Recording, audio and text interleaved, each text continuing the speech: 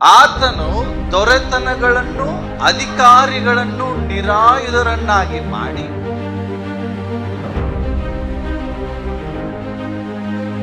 ಒಳಗಡೆ ಯಾರಿಲ್ಲ, ಬರೀ ಕ್ರಿಸ್ತನಿಲ್ಲ, ಸರ್ವ ಸಂಪೂರ್ಣತೆ ಉಳ್ಳ ಕ್ರಿಸ್ತನು ನನ್ನ ಒಳಗಡೆ ಇಲ್ಲ.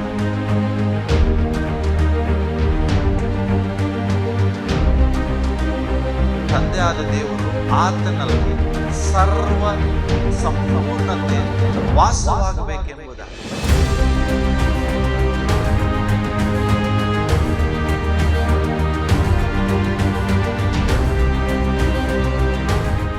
ನಾವೀಗ ಸತ್ಯವೇದದಲ್ಲಿರುವಂತ ಸಂದೇಶಕ್ಕೆ ಹೋಗೋಣ. ಪಕ್ಕದವ್ರಿಗೆ ಕೈ ಕೊಟ್ಟು ಹೇಳ್ರಿ, ಇವತ್ತು ದೇವರು ನಿನ್ನ ಸಂಗಡ ಮಾತನಾಡ್ತಾರೆ. ಕಳೆದ ವಾರ ಅನೇಕ ವಿಷಯಗಳನ್ನ ನಾವು ಕಲ್ತ್ವಿ. ಓಕೆ, ಇವತ್ತು ಸಹ ಅದರ ಮುಂದುವರೆದ ಭಾಗದಲ್ಲಿ ನಾವು ನೋಡ್ತೇನೆ. ಓಕೆ, ಇವತ್ತು ನಾನು ಹೇಳುವಂತದ್ದು ಏನಂದ್ರೆ, ಈ ಹೆಸರಿಗೆ ಹಾಗಾದ್ರೆ ಅಧಿಕಾರ ಹೇಗೆ ಬಂತು ಏನ್ರಿ? ಈ ಹೆಸರನ್ನ ಯೇಸು ಸ್ವಾಮಿ ಯಾವಾಗ ಹೇಳ್ತಾರೆ? ತಾನು ಪುನರುತ್ಥಾನಗೊಂಡ ನಂತರ, ಪುನರುತ್ಥಾನ ಆದ ಮೇಲೆ ಲಾಸ್ಟ್ಗೆ ಪರಲೋಕಕ್ಕೆ ಏರಿ ಹೋಗುವಾಗ ತನ್ನ ಶಿಷ್ಯರಿಗೆ ಕರೆದು ಈ ಮಾತನ್ನು ಹೇಳ್ತಾರೆ. ಏನಂತ ನೋಡ್ರಿ, ಪರಲೋಕದಲ್ಲಿಯೂ ಭೂಲೋಕದಲ್ಲಿಯೂ ಎಲ್ಲ ಅಧಿಕಾರ ನನಗೆ ಕೊಡಲ್ಪಟ್ಟಿದೆ. ಹಲ್ಲೆಲೂಯ. ಸೊ ಈ ಅಧಿಕಾರ ಕರ್ತನಾದ ಯೇಸು ಕ್ರಿಸ್ತನಿಗೆ ಕೊಡಲ್ಪಟ್ಟಿದೆ ಎಂಬುದಾಗಿ ಪುನರುತ್ಥಾನಗೊಂಡ ಮೇಲೆ ಯೇಸು ಹೇಳ್ತಾರೆ. ಹಾಗಾದ್ರೆ ಪುನರುತ್ಥಾನಗೊಳ್ಳುವುದಕ್ಕಿಂತ ಮುಂಚೆ ಏನೋ ಒಂದು ಸಂಗತಿ ನಡೀತು, ಅದಕ್ಕೋಸ್ಕರ ಎಲ್ಲ ಅಧಿಕಾರ ಕರ್ತನಿಗೆ ಕೊಡಲ್ಪಡ್ತು. ಹಾಗಾದ್ರೆ ಆ ಅಧಿಕಾರ ಹೇಗೆ ಕರ್ತನಾದ ಯೇಸು ಕ್ರಿಸ್ತನಿಗೆ ಬಂತು? ಇದನ್ನು ಸಹ ನಾವು ನೋಡಿದ್ವಿ. ಇಬ್ರಿಯ ಬರೆದ ಪತ್ರಿಕೆ ಇನ್ನೊಂದ್ಸರಿ ನಾವು ಓದಿಕೊಳ್ಳೋಣ. ಇಬ್ರಿಯರಿಗೆ ಬರೆದ ಪತ್ರಿಕೆ 1ನೇ ಅಧ್ಯಾಯ 1-5 ವಚನ. ಯಾರಾದ್ರೂ ಬರೋದನ್ವಾ ಬೇಗನೆ? ಎಸ್.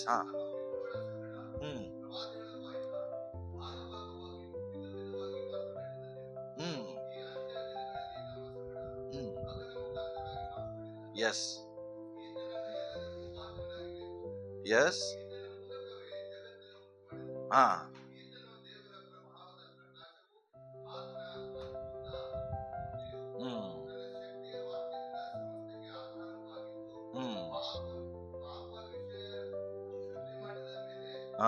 ಉನ್ನತ ಈತನು ದೇವದೂತರಿಗಿಂತಲೂ ಉತ್ತಮನಾದನು, ಅವರಿಗಿಂತಲೂ ಶ್ರೇಷ್ಠವಾದ ಹೆಸರನ್ನು ಹೊಂದಿದನು.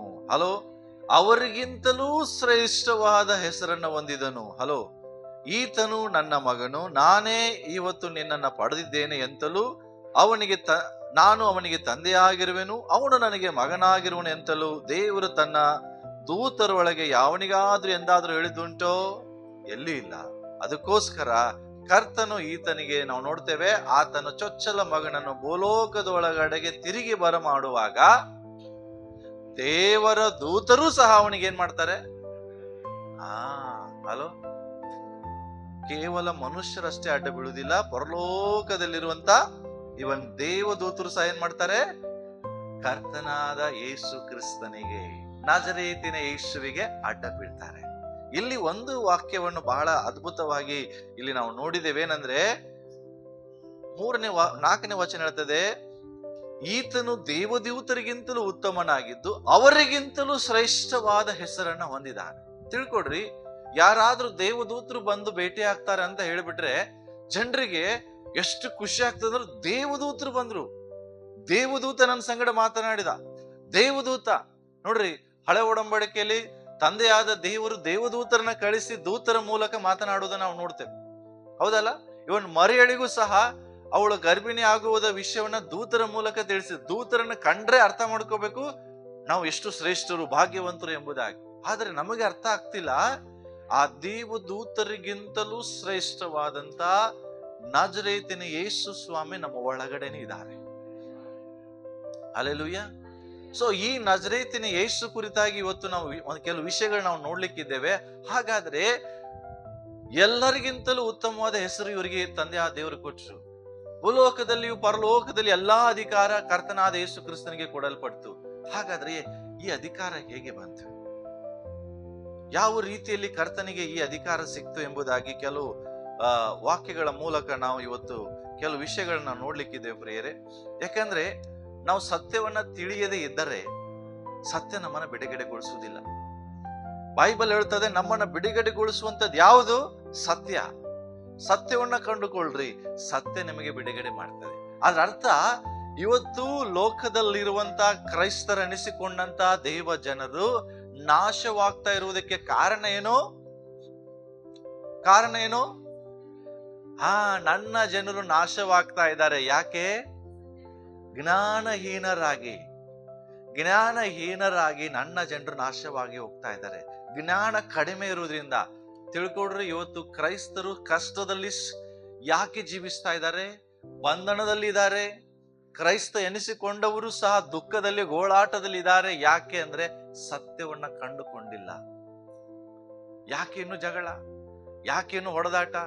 ಯಾಕೆ ಇನ್ನು ಕಚ್ಚಾಟ? ಯಾಕೆ ಇನ್ನು ಹೊಟ್ಟೆ ಕಿಚ್ಚುಗಳು? ಯಾಕೆ ಇನ್ನು ಕೋಪದಲ್ಲಿದ್ದೇವೆ? ಯಾಕೆ ಇನ್ನು ದುಃಖದಲ್ಲಿದ್ದೇವೆ, ಅಳತೇವೆ?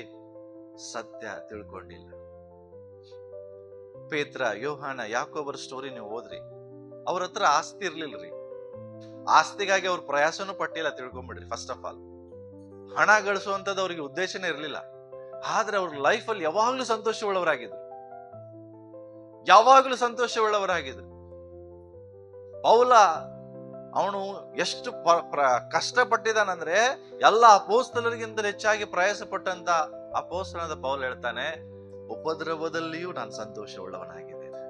ನನ್ನ ಜೀವಿತದಲ್ಲಿ ಎಷ್ಟು ಕಷ್ಟವನ್ನು ನಾನು ಸಂತೋಷವುಳ್ಳವನಾಗಿದ್ದೇನೆ. ಯಾಕೆ ಅವನಷ್ಟು ಸಂತೋಷವುಳ್ಳವನಾಗಿದ್ದ ಅಂದ್ರೆ ಅವನಿಗೆ ಸತ್ಯ ಗೊತ್ತಿತ್ತು. ಅವನ ಒಳಗಡೆ ಯಾರಿದ್ದಾರೆ ಅಂತ ಅವನಿಗೆ ಗೊತ್ತಿತ್ತು. ಅದಕ್ಕಾಗಿ ಅವನು ಬಹಳ ಸಂತೋಷವುಳ್ಳವನಾಗಿದ್ದ. ಇವತ್ತು ನಾವು ಯಾಕೆ ದುಃಖದಲ್ಲಿದ್ದೇವೆ? ನಮಗೆ ಸತ್ಯ ಗೊತ್ತಿಲ್ಲ. ಯಾರಾದ್ರೂ ಒಬ್ರು ಸಣ್ಣದಾಗಿ ನಮಗೆ ಮಾತಾಡಿದ್ರೆ ನಮಗೆ ಬಹಳ ದುಃಖ ಆಗ್ತದೆ. ನಾನು ಹೇಳ್ತೇನೆ, ಇದಕ್ಕಾಗಿ ದೇವರು ನಮ್ಮನ್ನ ಕರೆದಿಲ್ರಿ. ನಿಮ್ಮ ಒಳಗಡೆ ಏನಿದೆ, ಯಾರಿದ್ದಾರೆ ಅದನ್ನು ತಿಳ್ಕೊಡ್ರಿ. ಭೂಲೋಕದಲ್ಲಿಯೂ ಪರಲೋಕದಲ್ಲಿಯೂ ಅಧಿಕಾರ ಹೊಂದಿದ ನಜರೇತಿನ ಯೇಸು ನಿಮ್ಮ ಒಳಗಡೆ ಇರುವಾಗ ನೀವು ಲೋಕದಲ್ಲಿರುವ ಜನರನ್ನ ನೋಡಿ ದುಃಖದಲ್ಲಿ ಹೋಗ್ತಿರ್ತೀರಿ. ಓಕೆ, ಸೊ ಇವತ್ತು ನಾನು ನಿಮಗೆ ಕೆಲವು ವಿಷಯಗಳನ್ನ ಹೇಳಲಿಕ್ಕೆ ಇಷ್ಟಪಡ್ತೇನೆ. ಇಲ್ಲಿ ನಾವು ನೋಡ್ತೇವೆ, ಹಾಗಾದ್ರೆ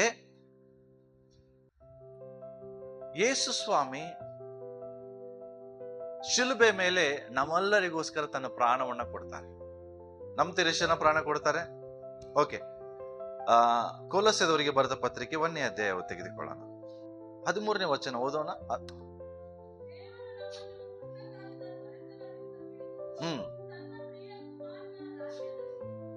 ಹೇಳಿ, ಓದ್ರಿ. ಸೇರಿಸಿದನು. ಓಕೆ, ಸಿ ಇಲ್ಲಿ ಏನ್ ಹೇಳ್ತದೆ? ನಮಗೆ ಪಾಪದಿಂದ ಬಿಡುಗಡೆ ಯಾರಿಂದ ಸಿಕ್ತ್ರಿ? ಯಾರಿಂದ ಸಿಕ್ತು? ನಂಬ್ತೀರಾ? ಎಷ್ಟು ನಂಬ್ತೀರಿ? ನಮ್ಮ ಎಲ್ಲರಿಗೂ ಎದರಿಂದ, ಯಾರಿಂದ ಬಿಡುಗಡೆ ಸಿಕ್ತು? ಕರ್ತನಾದ ಯೇಸು ಕ್ರಿಸ್ತನಿಂದ ನಮಗೆ ಬಿಡುಗಡೆ ಸಿಕ್ತು. ಬಟ್ ಈ ಬಿಡುಗಡೆ ಯಾವಾಗ ಸಿಕ್ತಂದ್ರೆ ತಿಳ್ಕೊಡ್ರಿ, ನಮಗೆ ಕರ್ತನಾದ ಯೇಸು ಕ್ರಿಸ್ತನ ಬಗ್ಗೆ ಪೂರ್ತಿ ನಾಲೆಜ್ ಇರ್ಬೇಕು. ಅರ್ಧಂಬರ್ಧ ನಾಲೆಜ್ ಇಟ್ಕೋಬೇಡ್ರಿ. ಶಿಲುಬೆ ಮೇಲೆ ಯೇಸು ಸ್ವಾಮಿ ನಮ್ಮೆಲ್ಲರ ಪಾಪಗಳಿಗಾಗಿ ಸತ್ತನು. ಯಾಕೆ ಅಂದ್ರೆ ನಾವು ಸಾಯ್ಬೇಕಾಗಿತ್ತು. ನಾವು ಸಾಯುವ ಸ್ಥಳದಲ್ಲಿ ಕರ್ತನಾದ ಯೇಸು ಕ್ರಿಸ್ತನ ಸತ್ತನು. ತಿಳ್ಕೊಡ್ರಿ, ಯೇಸು ಸ್ವಾಮಿ ಶಿಲುಬೆ ಮೇಲೆ ಸತ್ತಾಗ ಆತನು ಪಾಪಿಯಾಗಿದ್ದನು. ಯಾಕೆ? ನಮ್ಮೆಲ್ಲರ ಪಾಪಗಳು ಯಾರ ಮೇಲೆ ಇತ್ತು? ಆಗ ಪರಿಶುದ್ಧಾತ್ಮನು ಯೇಸು ಸ್ವಾಮಿ ಸಂಗಡ ಇರಲಿಲ್ಲ. ಗೊತ್ತಾ ನಿಮಗೆ? ತಂದೆಯಾದ ದೇವರು ಸಹ ಯೇಸು ಸ್ವಾಮಿ ಸಂಗಡ ಇರಲಿಲ್ಲ. ಯಾಕೆ ಪರಿಶುದ್ಧಾತ್ಮ ಇರಲಿಲ್ಲ? ಎಸ್, ನಮ್ಮ ಪಾಪಗಳು ಕರ್ತನಾದ ಯೇಸು ಕ್ರಿಸ್ತನ ದೇಹದಲ್ಲಿರುವಾಗ ಪರಿಶುದ್ಧಾತ್ಮ ಇರುವುದಿಲ್ಲ. ಪಾಪ ಇರುವಲ್ಲಿ ಪವಿತ್ರಾತ್ಮನು ಇರುವುದಿಲ್ಲ. ಪಾಪ ಇರುವಲ್ಲಿ ತಂದೆಯಾದ ದೇವರು ಇರುವುದಿಲ್ಲ. ಬಟ್ ನಮ್ಮೆಲ್ಲರಿಗಾಗಿ ಕರ್ತನು ಪಾಪಿಯಾದನು, ಶಿಲುಬೆ ಮೇಲೆ ಸತ್ತನು. ಪಾಪ ಕೊಡುವ ಸಂಬಳ ಏನು ಅಂದ್ರೆ ಅರ್ಥ ಏನು? ಪಾಪ ಮಾಡಿದಂತ ವ್ಯಕ್ತಿ ಎಲ್ಲಿ ಹೋಗ್ಬೇಕು? ಎಲ್ಲಿ ಹೋಗ್ಬೇಕ್ರಿ? ಜೋರಾಗಿ ಹೇಳ್ರಿ. ನಂಬ್ತೀರಾ? ಹಾಗಾದ್ರೆ ಯೇಸು ಸ್ವಾಮಿ ಸತ್ತು ಎಲ್ಲೋದ್ರು ಹೇಳ್ರಿ? ಸತ್ರು ಯೇಸು ಸ್ವಾಮಿ ಎಲ್ಲೋದ್ರು? ಕರ್ತನಾದ ಯೇಸು ಕ್ರಿಸ್ತನ ಸತ್ತು 3ನೇ ದಿವಸ ಎದ್ರು. ಆದ್ರೆ 3 ದಿವಸ ಕರ್ತನಾದ ಯೇಸು ಕ್ರಿಸ್ತನು ಕೆಳಗಡೆ ನರಕದ ಕಡೆಗೆ ಇಳಿದು ಹೋದ್ರು.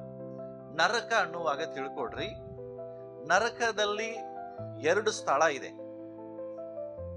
ಕೆಳಗಡೆ 2 ಸ್ಥಳ ಇದೆ.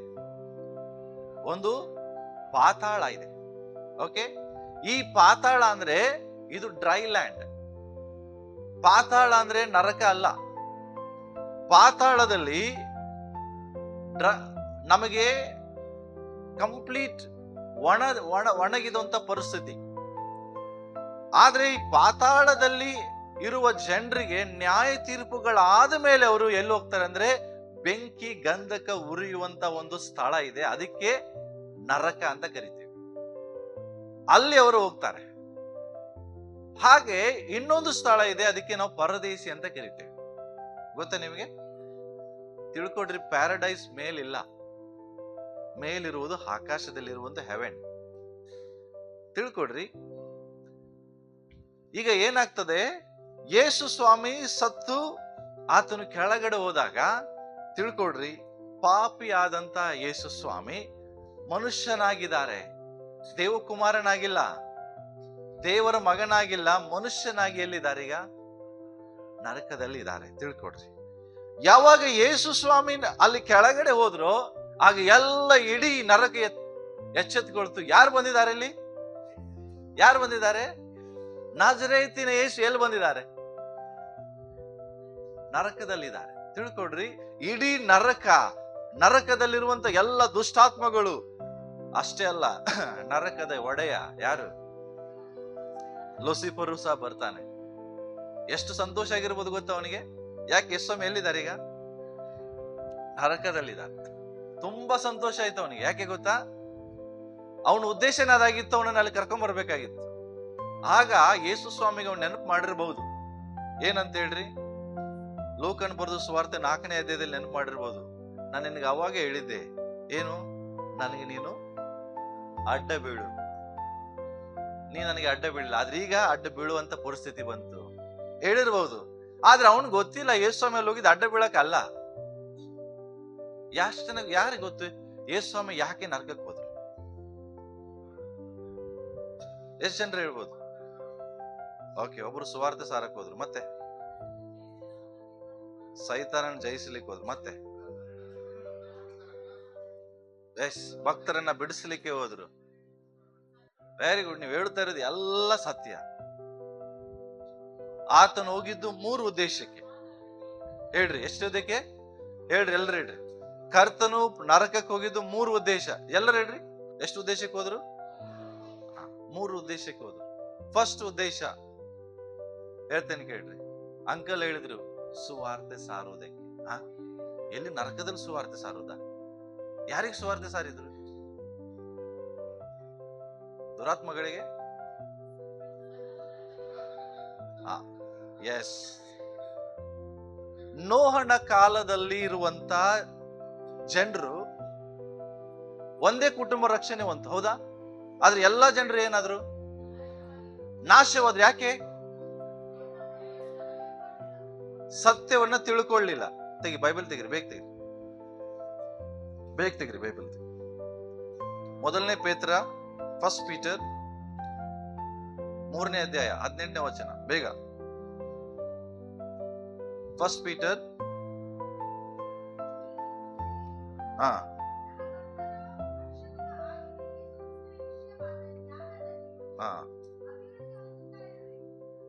ಫಸ್ಟ್ ಪೀಟರ್ 3:18-20 ಹಂಗೆ ಮುಂದೋದ್ರಿ.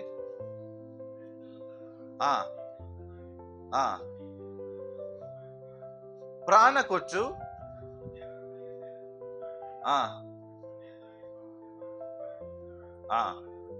ಸತ್ತನು. ನೆಕ್ಸ್ಟ್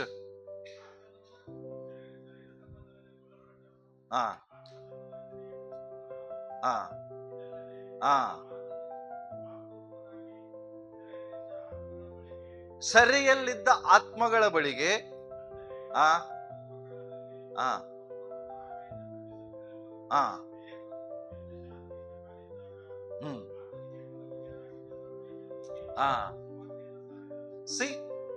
ಅವಿಧೇಯರಾದ ಜನರಿಗೆ ಸುವಾರ್ತೆ ಸಾರ್ಲಿಕ್ಕೆ ಹೋದನು. ಫಸ್ಟ್ ಏನ್ ಹೇಳ್ರಿ?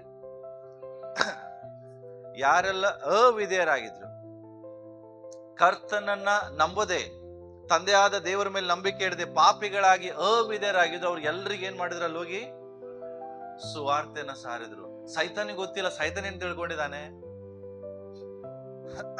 ಯೇಸು ಸ್ವಾಮಿ ನರಕಕ್ಕೆ ಬಂದ. ತಿಳ್ಕೊಡ್ರಿ, ಯೇಸು ಸ್ವಾಮಿ ನರಕಕ್ಕೆ ಹೋಗಲೇಬೇಕಾದಂತ ಉದ್ದೇಶ ಇತ್ತು.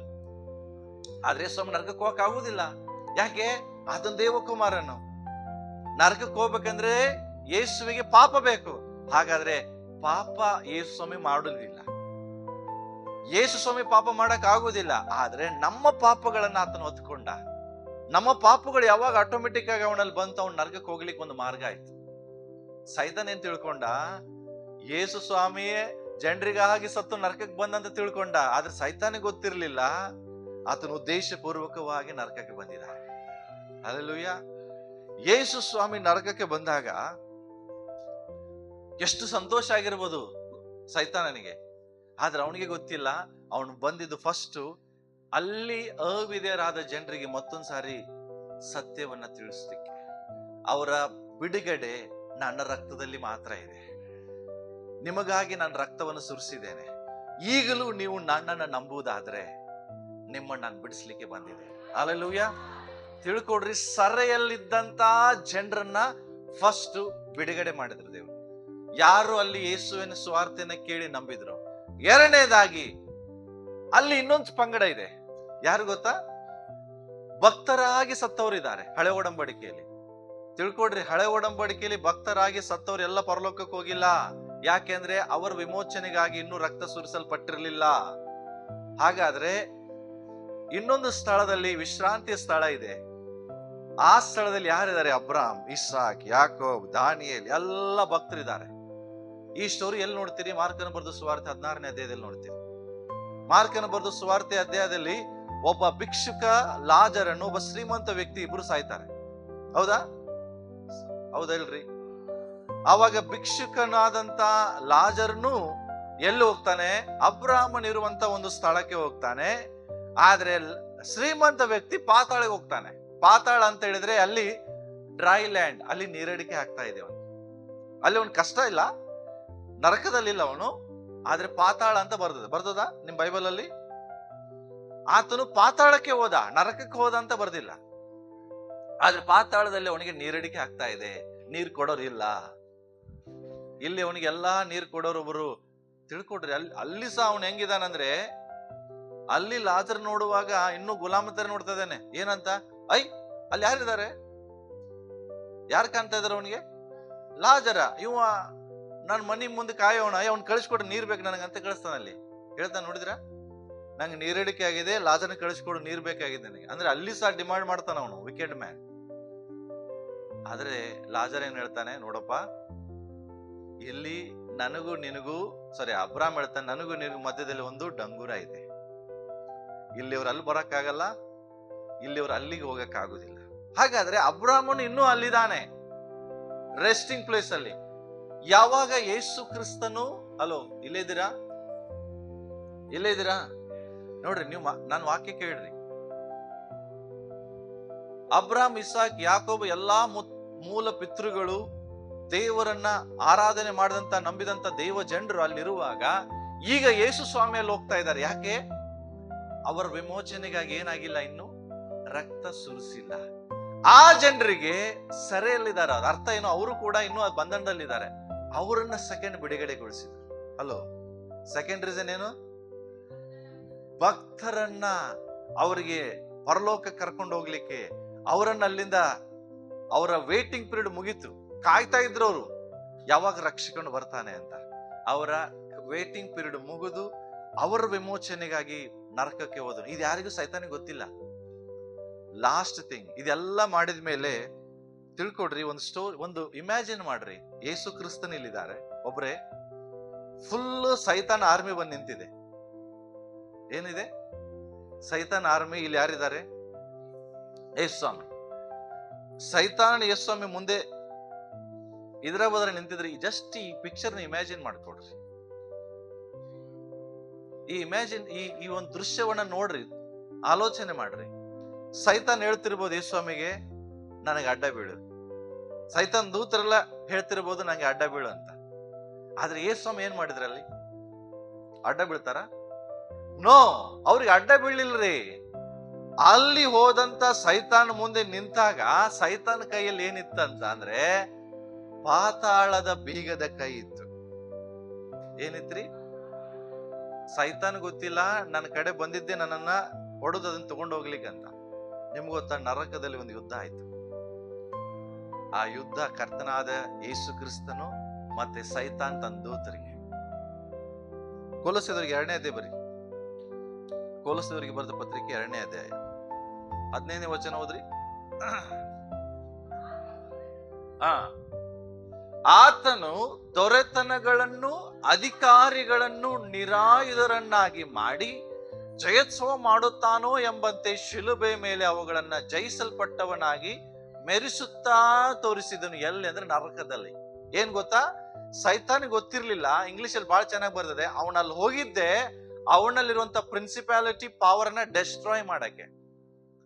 ಬರೇ ಡೆಸ್ಟ್ರಾಯ್ ಮಾಡೋದಲ್ಲ, ಅಲ್ಲಿದಾರಲ್ಲ ಎಲ್ಲಾ ಜನರು. ಯಾರು?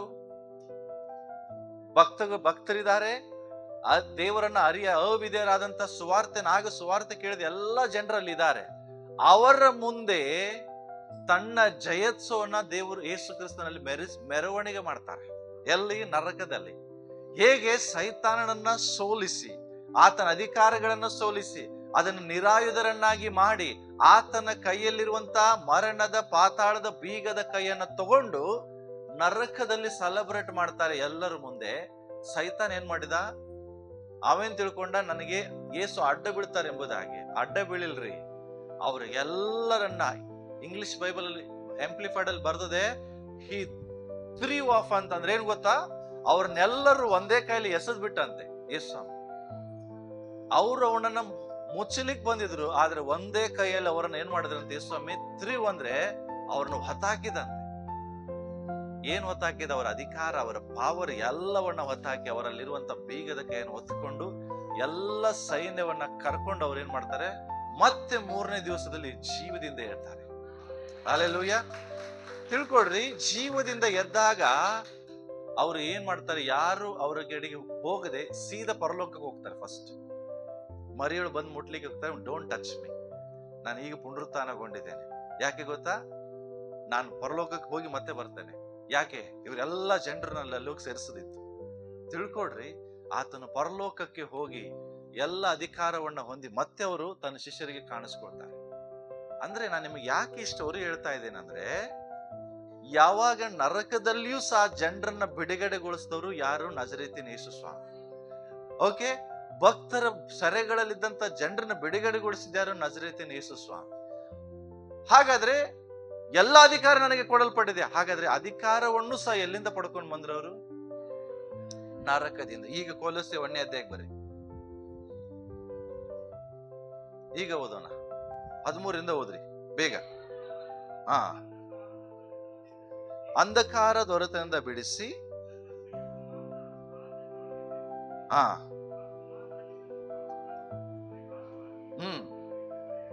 S,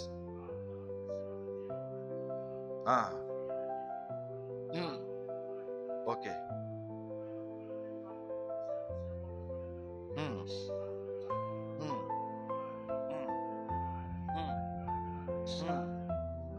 C ಏನಂತಿದೆ ಪ್ರಿಯರಿಲ್ಲೇ?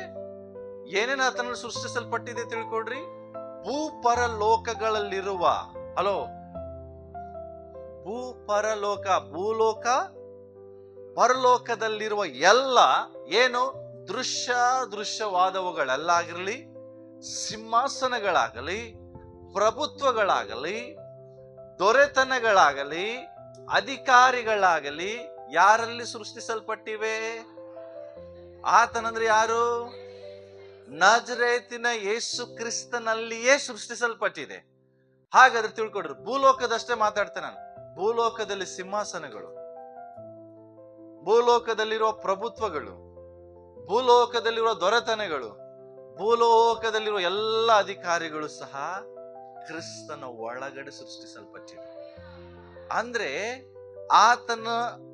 ಆತನ ಸಿಂಹಾಸನದ ಮುಂದೆ ಇವೆಲ್ಲ ಇದ ಹೊರತು ಈತನ ಮೇಲೆ ಯಾವೂ ಇಲ್ಲ. ನೀವೇನ್ ಈ ಭೂಲೋಕದಲ್ಲಿ ಎಂತೆಂತ ದೊಡ್ಡ ದೊಡ್ಡ ಸ್ಥಾನ ಅಂತ ಏನ್ ಅಂತಿರಲ್ಲ, ಆ ಎಲ್ಲಾ ಸ್ಥಾನಗಳು ಕ್ರಿಸ್ತನ ಪಾದದ ಕೆಳಗಡೆನೆ ಇದಾವೆ. ಯಾವ ಕ್ರಿಸ್ತನ ಸರಿಸಮಾನನಿಲ್ಲ, ಆತನ ಮೇಲೂ ಇಲ್ಲ.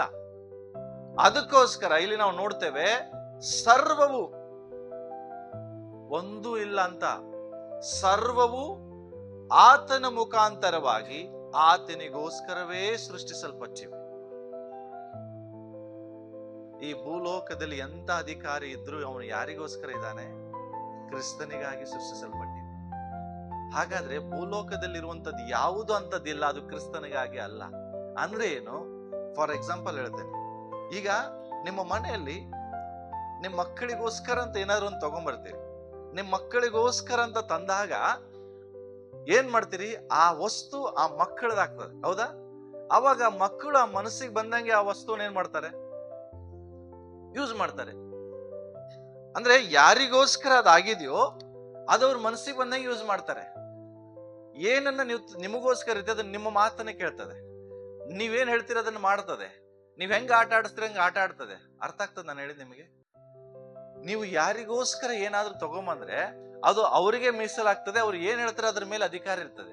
ಅದೇ ಪ್ರಕಾರ ಇಡೀ ಸೃಷ್ಟಿ ಇಡೀ ಸೃಷ್ಟಿ ಕರ್ತನಿಗೋಸ್ಕರವೇ ಸೃಷ್ಟಿಸಲ್ಪಟ್ಟಿದೆ. ಅಂದ್ರೆ ಏನು? ನಿಮಗೋಸ್ಕರ ಏನಾದ್ರೂ ತಂದ್ರೆ ಅದ್ರ ಮೇಲೆ ನಿಮ್ಮ ಅಧಿಕಾರ ಬಂತು. ನಿಮ್ಗೆ ಅಧಿಕಾರ ಬಂದಾಗ ಅದು ನಿಮ್ಮ ಮಾತು ಕೇಳ್ತದೆ ಇಲ್ರಿ? ನೀವೇನ್ ಹೇಳ್ತೀರ ಅದು ಮಾಡ್ತದದು. ಅದೇ ಪ್ರಕಾರವಾಗಿ ಇಡೀ ಸೃಷ್ಟಿ ಕ್ರಿಸ್ತನಿಗೋಸ್ಕರವೇ ಸೃಷ್ಟಿಸಲ್ಪಟ್ಟಿದೆ. ಅದರ ಅರ್ಥ ಇಡೀ ಸೃಷ್ಟಿ ಕರ್ತನಿಗೆ ಏನ್ ಹೇಳ್ತಾರೆ ಅದನ್ನೇ ಮಾಡ್ತದೆ. ನಿಮಗೆ ಬೇಕಾಗಿದ್ದೆಲ್ಲ ಎಲ್ಲಿದೆ? ಮಾತಾಡಿ. ಕ್ರಿಸ್ತನಲ್ಲಿ ಇದೆ, ಹೌದು. ಆದ್ರೆ ಈಗ ನಿಮಗೆ ಬೇಕಾಗಿದೆಲ್ಲ ಸೃಷ್ಟಿಯಲ್ಲಿ ಇದೆಯಲ್ಲ? ಇದೇ ಇಲ್ರಿ. ನಿಮಗೆ ಏನ್ ಬೇಕು ಎಲ್ಲ ಸೃಷ್ಟಿಯಲ್ಲಿ ಇದೆ. ಹಾಗಾದ್ರೆ ಈ ಸೃಷ್ಟಿ ಯಾರ ಮಾತು ಕೇಳ್ತದೆ? ಆ ಯೇಸು ಎಲ್ಲಿದ್ದಾರೆ? ಅರ್ಥ ಆಗ್ತದೆ ನಾನು ಹೇಳಿದೆ ನಿಮಗೆ. ಇಡೀ ಸೃಷ್ಟಿಗೆ ನಿಮಗೆ ಬೇಕಾಗಿದೆಲ್ಲ ಸೃಷ್ಟಿಯಲ್ಲಿದೆ. ಆದ್ರೆ ಆ ಸೃಷ್ಟಿ ಕರ್ತನ ಮಾತು ಕೇಳ್ತದೆ. ಆ ಕರ್ತನು ನಿಮ್ಮ ಒಳಗಡೆ ಇದೆ. ಅಂದ್ರೆ ಏನು? ನಿಮ್ಗೆ ಅರ್ಥ ಆಗ್ಲಿಲ್ಲ ಅಂದ್ರೆ ಏನು ಗೊತ್ತಾ? ಸರ್ವವು ಆತನ ಮುಖಾಂತರ ಆತನಿಗೋಸ್ಕರ ಸೃಷ್ಟಿಯಾಗಿದೆ. ಅಂದ್ರೆ ಇಂಡೈರೆಕ್ಟ್ ಆಗಿ ಕರ್ತನ ಹೇಳ್ತಾ ಇದ್ದಾರೆ, ಸರ್ವವು ನಿನಗೋಸ್ಕರವೇ ಸೃಷ್ಟಿಯಾಗಿದೆ, ನನಗೋಸ್ಕರ ಸೃಷ್ಟಿಯಾಗಿದೆ. ಅಂದ್ರೆ ನಾನು ಒಳಗಡೆ ಇರುವುದು ನಜರೇತಿನ ಯೇಸು ನನ್ನ ಒಳಗಡೆ ನಿಧಾನ. ಅದಕ್ಕೆ ಪೇತ್ರನು ಗೊತ್ತಿದೆ, ನಿನ್ನ ಕಾಲಿಗೆ ಬಲ ಸೃಷ್ಟಿಯಲ್ಲಿ ಇದೆ, ಬಟ್ ಆ ಸೃಷ್ಟಿಕರ್ತನೇ ನನ್ನ ಒಳಗಡಿದ್ದಾನೆ. ನಿನ್ನನ್ನು ಸೃಷ್ಟಿಸಿದವನು, ಲೋಕವನ್ನು ಸೃಷ್ಟಿಸಿದವನು ನನ್ನ ಒಳಗಡಿದ್ದಾನೆ. ನಿನ್ನ ಕಾಲುಗಳಿಗೆ ಹರಡಿಕೊಡ್ಲಿಕ್ಕೆ ಅವನಿಗೆ ಆಗುದಿಲ್ವಾ? ಹೌದಾ? ಇವತ್ತು ಮನುಷ್ಯನ ದೇಹದ ಒಳಗಡೆ ಒಂದೊಂದು ಪಾರ್ಟ್ ಎಷ್ಟು ಅಮೂಲ್ಯವಾಗಿದೆ, ಹೌದಾ? ಒಂದು ಪಾರ್ಟ್ ಡ್ಯಾಮೇಜ್ ಆದ್ರೆ ಲಕ್ಷಗಟ್ಟಲೆ ಅದಕ್ಕೆ ಖರ್ಚು ಮಾಡ್ತೀರಿ ನೀವು ಸರಿಪಡಿಸಕ್ಕೆ. ಆದ್ರೆ ಆ ಪಾರ್ಟ್ ಅನ್ನ ಫ್ರೀ ಆಗಿ ದೇವರು ಉಂಟು ಮಾಡಿದ. ಅಂದ್ರೆ ಅವನು ಗೊತ್ತಿದೆ ಆ ಪಾರ್ಟ್ ಹೆಂಗೆ ಇದೆ ಅಂತ. ಒರಿಜಿನಲ್ ಆ ಒರಿಜಿನಲ್ ಅನ್ನ ಇನ್ನೊಬ್ಬ ಡಾಕ್ಟರ್ ಒರಿಜಿನಲ್ ಮಾಡಕ್ ಸಾಧ್ಯನೇ ಇಲ್ಲ. ಹಾಗಾದ್ರೆ ಅದನ್ನು ಉಂಟು ಮಾಡಿದಂತ ಕ್ರಿಯೇಟರ್ ಪೇತ್ರನ ಹೇಳ್ತಾರೆ, ನನ್ನ ಒಳಗಡಿದ್ದಾನೆ. ಸೊ ನನ್ನ ಒಳಗಡೆ ಇರುವುದು ನಿಂಗೆ ಕೊಡ್ತೇನೆ. ಅದು ನಿನಗೆ ಅದು ನಿನಗೆ ಸಿಕ್ಕರೆ ನೀನ್ ಇದ್ದಂಗಿರುವುದಿಲ್ಲ, ನೀನ್ ಎದ್ದು ನಡೆದಾಡ್ಲಿಕ್ಕೆ ಪ್ರಾರಂಭಿಸ್ತೀಯ. ಹಲ್ಲೆಲೂಯಾ. ತಿಳ್ಕೊಡ್ರಿ, ಇವತ್ತು ದೇವರು ಎಂತ ರೆವಲ್ಯೂಷನ್ ನಮಗೆ ತಿಳಿಸ್ತಾ ಇದ್ದಾನಂದ್ರೆ, ನಿಜವಾಗಿ ಯೇಸು ಸ್ವಾಮಿಯನ್ನ ನಂಬಿದಂತ ಜನರು, ರಕ್ಷಣೆ ಹೊಂದಿದಂತ ಜನರು, ಅವರು ಸಾಮಾನ್ಯವಾದವರಲ್ಲ. ಅವ್ರಿಗೆ ಗೊತ್ತಿಲ್ಲ ಅವರು ಒಳಗಡೆ ಯಾರಿದ್ದಾರೆ. ಯೇಸು ಅನ್ಬೇಡ್ರಿ, ಯೇಸು ಅನ್ನುವಂತ ಪದ ನಿನ್ ಬಾಯಲ್ಲಿ ಬರುವಾಗ್ಲೇ ಎಂಥವನಾಗಿದ್ದಾನೆ ಯೇಸು ಅಂತ ಗೊತ್ತಾಗ್ಬೇಕು. ಎಂಥವರಾಗಿದ್ದಾರೆ. ಲೋಕದ ಅಧಿಕಾರಿಗಳ ಹೆಸರು ಹೇಳುವಾಗಲೇ ಅವರ ಸ್ಥಾನಮಾನ ನಿಮಗೆ ಗೊತ್ತಾಗ್ತದೆ. ಅಯ್ಯೋ ಅಂತ. ಇವತ್ತು ನಮ್ಮ ದೇಶದ ಪ್ರಧಾನಮಂತ್ರಿ ನಮ್ಮ ಮನೆಗೆ ಬಂದು ಊಟ ಮಾಡ್ತಾನಂತ ಗೊತ್ತಾದ್ರೆ ಸಾಕು, ಇಡೀ ಅಂಕೋಲ ಏನ್ ಮಾಡ್ತದೆ, ಮೀಡಿಯಾದವ್ರು ಎಲ್ಲರೂ ನಿನ್ನ ಮನೆ ಮುಂದೆ ಬರ್ತಾರೆ. ಯಾಕೆ? ನಿನ್ನ ಮನೆಗೆ ಪ್ರಧಾನಮಂತ್ರಿ ಬರ್ತಾ ಇದ್ದ. ಎಲ್ಲ ರೋಡ್ ಓಪನ್ ಮಾಡ್ತಾರೆ. ನಿನ್ನ ಮನೆಗೆ ಡಾಂಬರ್ ಇಲ್ಲ ಅಂದ್ರೆ MLA ಬಂದು ರೋಡ್ ಹಾಕ್ಬಿಡ್ತಾರೆ. ಯಾಕೆ? ನಿನ್ನ ಮನೆಗೆ ಯಾರು ಬರ್ತಾ ಇದ್ದಾರೆ? ಪ್ರಧಾನಮಂತ್ರಿ. ಯಾಕಂದ್ರೆ ಆತನ ಬರುವಾಗ ರೋಡ್ ಸಹ ಏನಾಗಿರ್ಬೇಕು, ಸ್ಮೂತ್ ಆಗಿರ್ಬೇಕು. ಅವನ ಕಾಲು ಕಲ್ಲಿಗೆ ತಗಲ್ಬಾರ್ದು. ಎಲ್ಲ ರೆಡಿ ಮಾಡ್ಬಿಡ್ತಾರೆ. ಯಾಕೆ ಹೇಳ್ತಂದ್ರೆ, ಹಳೆಯಾಳದಲ್ಲಿ ಒಂದ್ಸಾರಿ ರಾತ್ರಿ ಕುಮಾರಸ್ವಾಮಿ ಒಂದು ಹಳ್ಳಿಯಲ್ಲಿ ಒಂದು ಮನೇಲಿ ಉಳ್ಕೊಳ್ಳೋದಿತ್ತು. ಒಂದು ಹಳ್ಳಿಯಲ್ಲಿ ಅದೊಂದೇನೋ ಅವ್ರ ಗ್ರಾಮದ ಬಗ್ಗೆ ಅಭಿವೃದ್ಧಿಗೋಸ್ಕರ ಒಂದು ಯೋಜನೆ ಇರ್ತದೆ. ಒಂದು ರಾತ್ರಿ ಒಂದು ಮನೇಲಿ ಉಳ್ಕೊಳ್ಳೋದಿತ್ತು.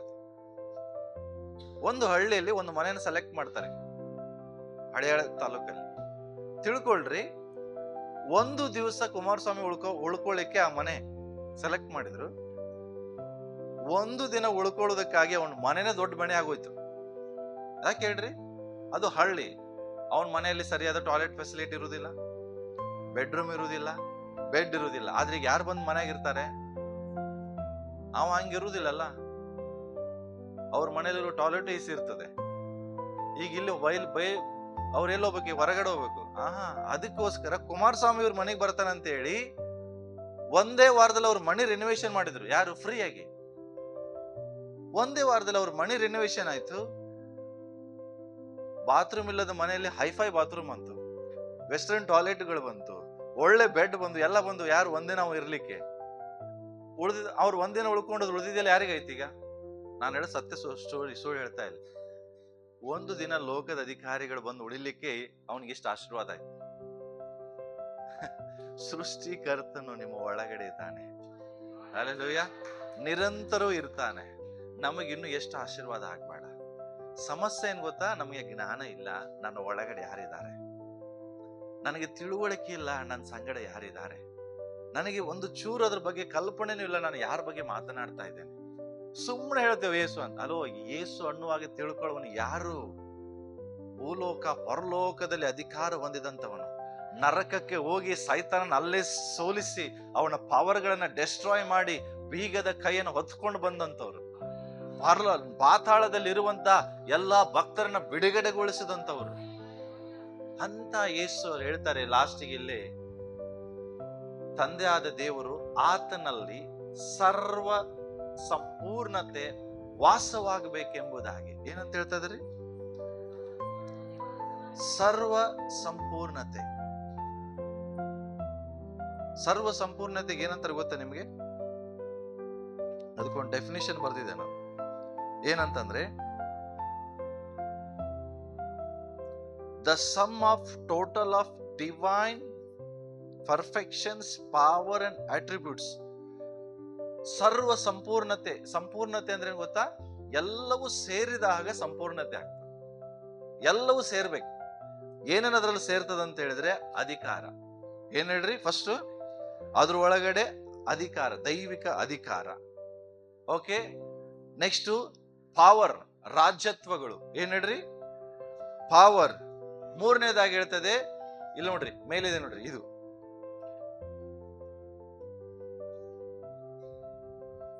ಸಿಂಹಾಸನಗಳು, ಪ್ರಭುತ್ವಗಳು, ದೊರೆತನಗಳು, ಅಧಿಕಾರಿಗಳು. ಇವೆಲ್ಲ ಸೇರಿ ಸರ್ವ ಸಂಪೂರ್ಣತೆ.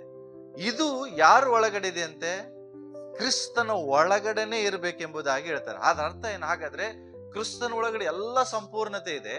ಅದೇ ಕ್ರಿಸ್ತನ ನನ್ನ ಒಳಗಡೆ ಇದ್ರು ಏನಿರ್ತದೆ? ಈಗ ಸರ್ವ ಸಂಪೂರ್ಣತೆಯು ನನ್ನ ಒಳಗಡೆನೆ ಇರ್ತದೆ. ನಿಮ್ಗೆ ಅರ್ಥ ಆಗ್ತಿಲ್ಲ, ನಮ್ಮ ಒಳಗಡೆ ಯಾರಿದ? ಬರೀ ಕ್ರಿಸ್ತನಿಲ್ಲ, ಸರ್ವ ಸಂಪೂರ್ಣತೆ ಉಳ್ಳ ಕ್ರಿಸ್ತನು ನನ್ನ ಒಳಗಡೆ ಇದ್ದಾನೆ. ಅಂದ್ರೆ ಏನ್ ಗೊತ್ತಾ ಪ್ರಿಯರೇ? ನಿಮ್ ಒಳಗಡೆ ಯಾರಿದ್ದಾರೆ ಅನ್ನುವಾಗ ಜಸ್ಟ್ ಹೇಳ್ಬೇಡ್ರಿ ಯೇಸು ಅಂತ. ನಿನ್ನ ಒಳಗಡೆ ಬರೀ ಯೇಸು ಅನ್ನೋದಲ್ಲ, ಅದ್ರ ಒಳಗಡೆ ಆ ಯೇಸು ಅನ್ನೋ. ನಿಮ್ ಮನೆಗೆ ಇವತ್ತು ಪ್ರಧಾನ ಮಂತ್ರಿ ಬಂದ್ರೆ ನಿಮ್ಮ ಒಳಗೆ ಯಾರು, ನಿಮ್ಮ ಮನೆ ಒಳಗೆ ಯಾರಿದ್ದಾರೆ ಅಂದ್ರೆ ಹೆಂಗ್ ಹೇಳ್ತೀರಿ? ಹೆಂಗ್ ಹೇಳ್ತೀರಿ? ಅಷ್ಟ ಹೇಳ್ತೀರಾ? ಈಗ ನಿಮ್ ಮನೆ ಒಳಗಡೆ ಪ್ರಧಾನ ಮಂತ್ರಿ ಬಂದು ಕೂತಿದ್ದಾರೆ, ಜನ ಬಂದು ಕೇಳ್ತೀರಿ ನಿಮ್ಮ ಮನೆ ಒಳಗೆ ಯಾರಿದ್ದಾರೆ, ಏನ್ ಹೇಳ್ತೀರಿ? ನನ್ನ ಮನೆ ಒಳಗಡೆ ಯಾರಿದಾರ? ಅವಾಗ ನನ್ನ ಮಾತು ಚೇಂಜ್, ನನ್ನ ಬಟ್ಟೆ, ನನ್ನ ಕಾಲರ್ ಮೇಲಾಗಿರ್ತದೆ, ಎಲ್ಲ ಚೇಂಜ್ ಆಗಿರ್ತದೆ. ಯಾಕೆ ಗೊತ್ತಾ? ನನ್ನ ಮನೆ ಒಳಗೆ ಯಾರಿದ್ದಾರೆ ತಿಳ್ಕೊಡ್ರಿ. ಮನೆ ಒಳಗೆ ಪ್ರಧಾನ ಮಂತ್ರಿ ಇದ್ರೆ ನಿಮ್ ಮಾತು ಸುಮ್ಮನೆ ಇರ್ತದ? ಎಂತವ್ರ ಮುಂದೆ ಹೆಂಗ್ ಮಾತಾಡ್ತೀರಿ ಹೇಳ್ರಿ? ನನ್ನ ಮನೆ ಒಳಗೆ ಯಾರಿದಾರ, ಇವಾಗ ಗೊತ್ತಾಯ್ತಾ ನನ್ನ ಪವರ್ ಏನಂತ ಹೇಳ್ತಿರಲ್ಲ? ನನ್ನ ಪವರ್ ಏನ್ ಗೊತ್ತಾಯ್ತು? ನನ್ನ ಮನೆ ಒಳಗೆ ಯಾರು ಬಂದು ಕೂತ್ಕೊಂಡು ಊಟ ಮಾಡ್ತಾರೆ? ಪ್ರಧಾನ ಮಂತ್ರಿ. ನನ್ನ ಪವರ್ ಗೊತ್ತಾ ನಿನಗೆ? ಅವಾಗ ಇಡೀ ಜನ ನಿಂಗೆ ಹೆದರ್ಲಿಕ್ಕೆ ಸ್ಟಾರ್ಟ್ ಮಾಡ್ತಾರಲ್ಲ. ಯಾಕೆ? ಪ್ರಧಾನ ಮಂತ್ರಿ ನಿಮ್ಮ ಒಳಗೆ ಇದ ಅಂದ್ರೆ ನಿನಗೆ ವಿರೋಧವಾಗಿ ಯಾರು ನಿಲ್ಲೋದಿಲ್ಲ. ಅವಾಗ ಆ ಪ್ರಧಾನ ಮಂತ್ರಿನ ಉಂಟು ಮಾಡದಂತ ಕ್ರಿಸ್ತ ನಮ್ಮ ಒಳಗಡೆ ಇದ್ರು ಸಹ ನಾವು ಜನರ ಮುಂದೆ ಹೆಂಗಿರ್ತೀವಿ ಗೊತ್ತಾ? ಏನು ಇಲ್ರಿ, ಏನು ಇಲ್ಲ, ತಿನ್ನಾಕಿಲ್ಲ, ಸಿಟ್ಟು ಬರ್ತದೆ ಗೊತ್ತಾ? ಹಂಗ ನೋಡ್ರಿ ನಿಮ್ಮನ್ನ, ಏನು ಇಲ್ವಾ ನಿಮ್ಮ ಹತ್ರ? ಏನು ಇಲ್ವಾ?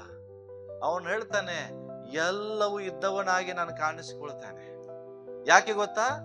ಆತ ನನ್ನ ಒಳಗಡೆ ಇದ್ದಾನೆ. ನನ್ನಲ್ಲಿಡುವಾತನಿಗೆ ಇದ್ದ ಯಾರು? ಇಡೀ ಲೋಕದಲ್ಲಿರುವಾತನಿಗಿಂತ ದೊಡ್ಡವನು ನನ್ನ ಒಳಗಡೆ ಇದ್ದಾನೆ. ಆ ನನ್ನಲ್ಲಿರುವಾತನಲ್ಲಿ ನಾನು ಬಲಗೊಂಡು ಎಲ್ಲಾ ಕಾರ್ಯಗಳನ್ನ ಮಾಡಲು ನಾನು ಶಕ್ತನಾಗಿದೆ. ಯಾಕೆ? ನನ್ನ ಒಳಗಡೆ ಇರೋನು ಲೋಕದ ಮಂತ್ರಿ ಅಲ್ರಿ, ಅವನನ್ನ ಉಂಟು ಮಾಡಿದಂತ ಸೃಷ್ಟಿಕರ್ತ. ಒಬ್ಬ ಮಂತ್ರಿ ನಿನ್ನ ಮನೇಲಿದ್ದಾಗ ನಿನ್ನ ಮಾತು ಚೇಂಜ್ ಆದಾಗ, ಸೃಷ್ಟಿಕರ್ತ ನಿನ್ನ ಒಳಗಡೆ ನಿನ್ನ ಮಾತು ಹೆಂಗಿರ್ಬೇಕು? ಅದಕ್ಕೆ ಹೇಳ್ತೇನೆ, ದೇವ ಮಕ್ಕಳು ಜನರ ಮುಂದೆ ಹಿಂಗೆ ತಲೆ ತೆಗೆಸ್ಕೊಂಡು ನಿಂದಿರ್ಲಿಕ್ಕಾಗಿ ನಿಮ್ಮನ್ನ ಉಂಟು ಮಾಡಿಲ್ಲ ದೇವರು. ನೀವು ಲೋಕಕ್ಕೆ ನ್ಯಾಯ ತೀರಿಸುವರಾಗಿದ್ದೀರಿ. ಯಾಕೆಂದ್ರೆ ನ್ಯಾಯಾಧೀಶ ನಿನ್ನ ಒಳಗಡೆ ಇದ್ದಾನೆ. ಅರ್ಥ ಮಾಡ್ಕೊಳ್ರಿ. ಸಾಮಾನ್ಯ ಜನರು ನಾವು ನೀವು ಅಲ್ಲ ಪ್ರಿಯರೇ. ಓಕೆ, ನೆಕ್ಸ್ಟ್ ಇಬ್ರಿಯದವರಿಗೆ ಬರೆದ ಪತ್ರಿಕೆ 2ನೇ ಅಧ್ಯಾಯ 14ನೇ ವಚನ ಓದೋಣ. ಇದಲ್ಲದೆ ಮಕ್ಕಳು ರಕ್ತ ಮಾಂಸಧಾರಿಗಳಾಗಿರುವುದರಿಂದ ಆತನು ಅವರಂತೇನೆ ಆದನು. ಹೌದಾ? ತನ್ನ ಮರಣದಿಂದಲೇ ಮರಣಾಧಿಕಾರಿ ಯಾರು? ಇದು ನರಕದಲ್ಲೇ ಆಯ್ತು. ತನ್ನ ಮರಣ ಹೊಂದಿದ ಮೇಲೆ ಸೈತಾನ್ ಏನ್ ತಿಳ್ಕೊಂಡ? ಯೇಸು ಕತೆ ಮುಗೀತು ಅಂತ. ಅವನಿಗೆ ಗೊತ್ತಿಲ್ಲ, ಅವನ ಕತೆ ಮುಗಿಸಕ್ಕೆ ಯೇಸು ಅಲ್ಲಿ ಬಂದಿದ್ದಾರೆ. ಅರ್ಥ ಆಯ್ತಾ ನಿಮಗೆ? ಸೈತಾನ್ ಏನ್ ತಿಳ್ಕೊಂಡ? ಯೇಸು ಕತೆ ಮುಗೀತು. ಬಟ್ ಅವನಿಗೆ ಗೊತ್ತಿರಲಿಲ್ಲ, ಅವನ ಮರಣದಿಂದಲೇ ಸೈತಾನನ್ನ ಅಡಗಿಸೋದಕ್ಕೆ ಬಂದಿದ್ದಾರೆ. ಇಲ್ಲಿ ನೋಡ್ರೆ ಚೆನ್ನಾಗಿ ಪದ ಬಳಸಿದ್ದಾರೆ, ಅಡಗಿಸಿ ಬಿಡುವುದಕ್ಕೂ. ಇಲ್ಲಿ ಇಂಗ್ಲಿಷ್ ಅಲ್ಲಿ ಬರೆದಿದ್ದಾರೆ, ಏನಂತ ಬರೆದಿದ್ದಾರೆ ಗೊತ್ತಾ? Okay, through the death he might destroy him. ಅವನನ್ನ ನಾಶ ಮಾಡುವುದಕ್ಕೆ ಯೇಸು ಸ್ವಾಮಿ ಮರಣ ಹೊಂದಿದ್ರು. ಅವನನ್ನ ನಾಶ ಮಾಡುವುದಕ್ಕೆ ಎಲ್ಲಿ ಹೋದ್ರು? ನರಕಕ್ಕೆ ಹೋದ್ರು. ಈ ಪದ ಈ ವಾಕ್ಯ ನಾನು ಯಾಕೆ ಹೇಳ್ತಾ ಇದ್ದೇನೆಂದ್ರೆ, ಬಹಳ ಜನರು ಇನ್ನೂ ಭಯ ಪಡ್ತೀರಿ. ಭಯ ಪಡುದಿಲ್ವಾ? ಅಯ್ಯೋ ಸೈತಾನ್ರಿ, ಅಯ್ಯೋ ಸೈತಾನನ್ನ ಹೆಂಗೆ ಹೇಳ್ತಾರಂದ್ರೆ, ಅವನೇನೋ ದೊಡ್ಡ ಶಕ್ತಿಶಾಲಿ ಆದ್ರ ಗತಿ ಅವನನ್ನು ವರ್ಣಿಸ್ತಾರೆ. ಅಯ್ಯೋ ಸೈತಾನ್ ಬಂದ್ಬಿಟ್ಟಿದ್ದಾರೆ, ಅಯ್ಯೋ ನಮ್ಮ ಮನೇಲಿ ಸೈತಾನ್ ಬಂದಿದೆ. ದೇವ್ರ ವಾಕ್ಯ ಏನ್ ಹೇಳ್ತದೆ? ಸೈತಾನನನ್ನ ದೇವ್ರು ಏನ್ ಮಾಡಿದ್ದಾರೆ? ಅಡಗಿಸಿ ಬಿಟ್ಟಿದ್ದಾರೆ. ಅವನ ತಲೆಯನ್ನ ಆದಿಕಾಂಡದಲ್ಲೇ ಜಜ್ಜಿದ್ದಾರೆ, ಈಗ ಬಾಲವನ್ನು ಸಹ ಜಜ್ಜಿದ್ದಾರೆ. ಮತ್ತೇನ್ ಉಳಿದತ್ರಿ ಒಂದು? ಅರ್ಥ ಆಗ್ತದೆ ನಿಮಗೆ? ಯೇಸು ಸ್ವಾಮಿ ಆತನ ತಲೆಯನ್ನ ಜಜ್ಜಿ ಹಾಕಿದ್ದಾರೆ, ಬಾಲದಲ್ಲಿ ಆಟ ಆಡುವಾಗ ಬಾಲವನ್ನು ಜಜ್ಜಿದ್ದಾರೆ. ಈಗ ಮತ್ತೆ ಎದಕ್ಕೆ ಭಯ ಪಡ್ತೀರಿ? ಈಗ ನಿಮ್ಮ ಮನೇಲಿ ಹಾವು ಬಂತು, ಹಾವು ತಲೆ ಸತ್ತೋಗಿದೆ, ಬಾಲ ಅಷ್ಟೇ ಹಿಂಗ್ ಅಳ್ಳಾಡ್ತದೆ, ಅದನ್ನ ನೋಡಿ ಭಯ ಪಡ್ತೀರಾ? ಭಯ ಪಡೋರು ಇದಾರೆ, ಸತ್ರು ಭಯ ಪಡ್ತಾರೆ. ಅಯ್ಯೋ ನನ್ ಮುಂದೆ ತರಬೇಡ ಅಂತೇಳಿ. ಸತ್ತ ಹಾವನ್ನು ನೋಡಿ ಭಯ ಪಟ್ರೆ ಅರ್ಥ ಏನಂದ್ರೆ ನೀವೇ ಅದು. ಸೈತಾನ್ ನೋಡಿ ಭಯ ಪಡೋದು ಅರ್ಥ ಏನ್ ಗೊತ್ತಾ? ಸತ್ತ ಹಾವನ್ನು ನೋಡಿ ನೀವೇನ್ ಮಾಡ್ತಾ ಇದ್ದೀರಿ? ಭಯ ಪಡ್ತಾ ಇದ್ರಿ. ಯಾರಾದ್ರೂ ದುರಾತ್ಮ ಬಂದದೆ ಅಯ್ಯೋ ಅಂದದೆ ಹೆದರ್ಬೇಡ್ರಿ, ಹೋಗಿ ನಿಂತ್ಕೊಳ್ರಿ ಅದ್ರ ಮುಂದೆ. ನಿಮ್ಮ ಒಳಗಡೆ ಯಾರಿದ್ದಾರೆ? ಯಾವ ಯೇಸು ಇದ್ದಾರೆ? ಅದಕ್ಕೆ ಹೇಳ್ರಿ, ನಜರೇತಿನ ಯೇಸು ನನ್ನ ಒಳಗಿಡಿದ್ದಾರೆ, ಅವನ ಹೆಸರಿನಲ್ಲಿ ನಾನು ಬಂದಿದ್ದೇನೇನ್ರಿ. ದುರಾತ್ಮ ನಿಮ್ಮ ಮುಂದೆ ನಿಂತ್ರೆ ಹೇಳ್ರಿ, ನಿಮ್ ಮುಖ ಸದ ನೋಡೋದಿಲ್ಲ, ಅದು ಓಡೋಗ್ತದೆ. ಯಾಕೆ? ನಿನ್ನ ಒಳಗಡೆ ಯಾರಂದ್ರೆ ನಿಮ್ಗೆ ಗೊತ್ತಿದೆ. ಬಟ್ ನೀವೇನ್ ಮಾಡ್ತೀರಿ? ದುರಾತ್ಮ ಬಂದ ತಕ್ಷಣ ಪಾಸ್ಟರ್ ಫೋನ್ ಮಾಡ್ತೀರಿ, ಪಾಸ್ಟರ್ ಬೇಗ ಬರ್ರಿ, ಇಲ್ಲಿ ಏನ್ ಬಂದಿದೆ. ಹಾಗಾದ್ರೆ ನಿಮ್ಮ ಒಳಗೆ ಯಾರಿದ್ದಾರೆ? ನಿಮಗೆ ಗೊತ್ತೇ ಇಲ್ಲ. ದುರಾತ್ಮ ಬಂದ ತಕ್ಷಣ ಪಾಸ್ಟರ್ ಫೋನ್ ಮಾಡ್ಬಿಡುದು, ಅಯ್ಯೋ ಬರ್ರಿ ಯಾಕೋ ಒಂಥರ ಮಾಡ್ತಾ ಇದಾರೆ, ಮೈ ಎಲ್ಲ ಬಿಸಿ ಬಿಸಿ ಆಗ್ತದೆ.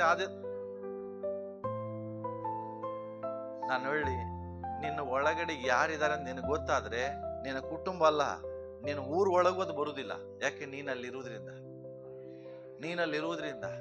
ಯಾಕೆ ಗೊತ್ತಾ? ಮರಣದ ದಸೆಯಿಂದ ಜೀವಮಾನವೆಲ್ಲ ದಾಸತ್ವದಲ್ಲಿದ್ದವರನ್ನ ಯೇಸೊಮ್ಮೆ ಬಿಡಿಸಿದ್ದಾರೆ, ನರಕದಲ್ಲಿ ದಾಸತ್ವದಲ್ಲಿದ್ದಂಥವ್ರನ್ನ ಬಿಡಿಸಿದ್ದಾರೆ, ನಿಮ್ಮನ್ನು ಸಹ ದೇವರು ಬಿಡಿಸಿದ್ದಾರೆ. ಹಾಗಾಗಿ ಬಿಡಿಸುವರು ಅಂತ ಇಲ್ಲ, ಆಲ್ರೆಡಿ ಅವ್ರು ಬಿಡಿಸಿದ್ದಾರೆ.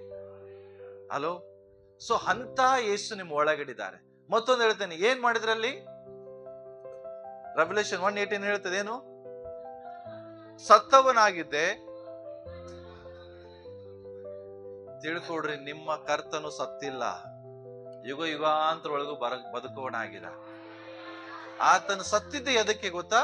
ಇದೊಂದಕ್ಕೆ, ಮರಣದ ಪಾತಾಳದ ಬೀಗದಗೆ ತಗೊಂಬರ, ಅದಕ್ಕಷ್ಟೇ ಸತ್ತಿದ್ದವ್ರು. ಈಗ ತಿಳ್ಕೊಡ್ರಿ, ಸಾಯ್ಲಿಕ್ಕೆ ಭಯ ಪಡಬೇಡ್ರಿ. ಯಾಕೆಂದ್ರೆ ನಿಮ್ಮ ಸಾವಿನ ಚಾವಿ ಯಾರ ಕಡೆ ಇದೆ? ಬಹಳ ಜನರಿಗೆ ಪ್ರಾಣದ ಭಯ, ಹೌದಲ್ಲ? ಎದಕ್ಕೆ ಪ್ರಾಣದ ಭಯ? ಸಣ್ಣ ರೋಗ ಬಂದ್ರೆ ಸಾಕು ಸಾವು ನೆನಪಾಗ್ತದೆ. ಪ್ರಯಾಣ ಮಾಡುವಾಗ ಸಾವು ನೆನಪಾಗ್ತದೆ. ಯಾರು ಬಂದು ಎಲ್ಲಿ ಒದಿತಾರೇನೋ, ಹಿಂದೆ ಬಂದು ಗುತ್ತಾರೇನೋ, ಮುಂದೆ ಬಂದು ಗುತ್ತಾರೇನೋ, ಅಲ್ಲಿ ಗುತ್ತಾರೇನೋ. ನಿನ್ನ ಪ್ರಾಣದ ಬೀಗದ ಕೈ ಸೈತಾನ ಕೈ ಇಲ್ಲ. ಸೈತಾನ ನಿನ್ನನ್ನ ಶೋಧಿಸಬಹುದಷ್ಟೇ, ನಿನ್ನನ್ನು ಸಾಯಿಸುವ ಅಧಿಕಾರ ಅವನಿಗಿಲ್ಲ. ಸುಮ್ನೆ ಕೀರ್ತನೆ 91 ಬರ್ದಿಲ್ರಿ, ನನ್ನ ಪಕ್ಕದಲ್ಲಿ 1000 ಜನ ಸಾಯ್ಲಿ ನನಗೇನು ಆಗುದಿಲ್ಲ, ನನ್ನ ಪಕ್ಕದಲ್ಲಿ 10,000 ಜನ ಸಾಯ್ಲಿ ನನಗೇನು ಆಗುದಿಲ್ಲ. ಯಾಕೆ? ನನ್ನ ಮರಣದ ಬೇಗದ ಕೈ ಕರ್ತನಲ್ಲಿದೆ. ಅರ್ಥ ಆಯ್ತಾ? ಮತ್ತೊಂದು ತಿಳ್ಕೊಡ್ರಿ, ಅಯ್ಯೋ ನನ್ನ ನರಕ ಕಳಿಸ್ಬಿಡ್ತಾನೆ ಸೈತಾನ, ನರಕದ ಬೀಗದ ಕೈ ಯಾರ ಕಡೆ ಇದೆ? ಅರ್ಥ ಆಯ್ತಾ? ನಿನ್ನ ನರಕಕ್ಕೆ ಕರ್ಕೊಂಡು ಹೋಗುದು ಬಿಡಿಸುದು ಎಲ್ಲ ಯೇಸು ಕೈಯಾಗಿದೆ. ಆ ಯೇಸುನೇ ನಿಮ್ಮ ಒಳಗಡೆ ಇದ್ದಾರೆ. ಅರ್ಥ ಮಾಡ್ಕೊಳ್ರಿ. ನಜರೇತಿನ ಯೇಸು ಅನ್ನುವಂತ ಹೆಸರಿನಲ್ಲಿ ಹೆಂಗೆ ಅಧಿಕಾರ ಬಂತು? ಹಿಂಗೆ ಸುಮ್ಮನೆ ಅಧಿಕಾರ ಬರಲಿಲ್ಲ. ಆತನು ನರಕದಲ್ಲಿ ಹೋಗಿ ಜಯಿಸಿದ, ಪಾತಾಳದಲ್ಲಿರುವಂತವ್ರನ್ನ ಬಿಡಿಸಿದ, ಸೈತಾನನ ಎಲ್ಲ ತಂತ್ರಗಳನ್ನ, ಆತನ ಶಕ್ತಿಯನ್ನ ಆತನು ಡೆಸ್ಟ್ರಾಯ್ ಮಾಡಿದ, ಮರಣದ ಬೀಗದ ಕೈಯನ್ನು ತಗೊಂಡ್ ಬಂದ. ಆಗ ಮತ್ತೆ ಪುನರುತ್ಥಾನಗೊಂಡ. ಆಗ ಹೇಳ್ತಾರೆ ಶಿಷ್ಯರಿಗೆ, ಭೂಲೋಕದಲ್ಲಿಯೂ ಪರಲೋಕದಲ್ಲಿಯೂ ಎಲ್ಲ ಅಧಿಕಾರ ನನಗೆ ಕೊಡಲ್ಪಟ್ಟಿದೆ. ನಿನ್ನ ಒಳಗಡೆ ಇರುವ ಯೇಸುವಿಗೆ ಎಲ್ಲ ಅಧಿಕಾರ ಇದೆ. ಅದಕ್ಕೋಸ್ಕರ ಜ್ಞಾನವಂತರಾಗ್ರಿ, ತಿಳುವಳಿಕೆವಂತವರಾಗಿರಿ. ಅದಕ್ಕೋಸ್ಕರ ಎಫೆಸದವರ ಪುಸ್ತಕದಲ್ಲಿ ಪೌಲನು ಪ್ರಾರ್ಥನೆ ಮಾಡ್ತಾನೆ. ಏನ್ ಗೊತ್ತಾ? ಒಂದೇ ಪ್ರಾರ್ಥನೆ. 3ನೇ ಅಧ್ಯಾಯ 18ನೇ ವಚನ ಓದ್ರಿ. 3ನೇ ಅಧ್ಯಾಯ 18ನೇ ವಚನ ಓದ್ರಿ. ಸರಿ, ಎಫೆಸ 1:18 ಓದ್ರಿ. ಎಫೆಸ 1:18.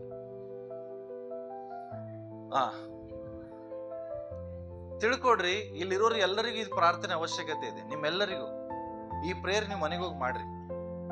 ನಾನು ಹೇಳ್ತೇನೆ ನೋಡ್ರಿ, ಎಲ್ಲಿ ತನಕ ಈ ಪ್ರಾರ್ಥನೆ ನಿಮ್ ಜೀವಿತದಲ್ಲಿ ನೆರವೇರುವುದಿಲ್ಲ, ಅಲ್ಲಿ ತನಕ ನೀವು ಇನ್ನೂ ಸೋತವರಾಗಿ ಜೀವಿಸ್ತೀರಿ, ಇನ್ನೂ ಭಯದಲ್ಲೇ ಜೀವಿಸ್ತೀರಿ, ಇನ್ನೂ ನಿರಾಶೆಯಲ್ಲೇ ಜೀವಿಸ್ತೀರಿ.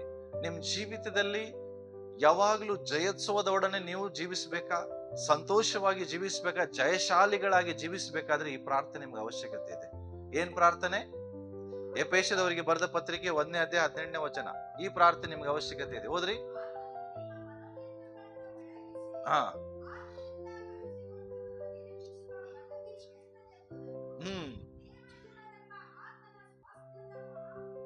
ಮಹಿಮಾ.